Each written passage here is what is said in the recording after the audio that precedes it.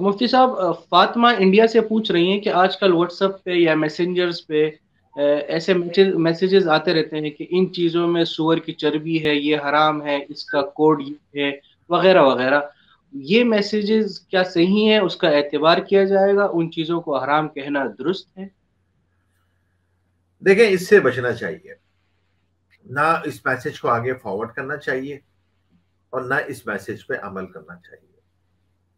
देखें, बिला वजह उम्मत में तशकीक पैदा करना हलाल हराम के नाम पे, ये कभी भी जो है वो इसकी कोई अ, ये ऐसा अमल नहीं है कि इसे कहा जाए कि ये बहुत सेहतमंद कार्रवाई है। नहीं, ऐसी चीज नहीं है।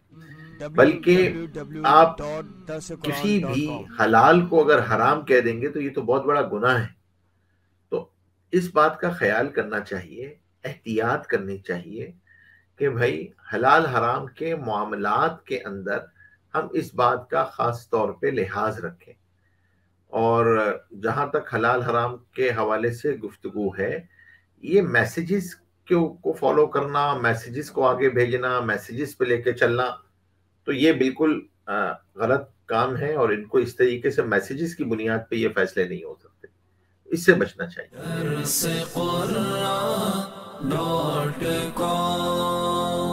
www.thesiquran.com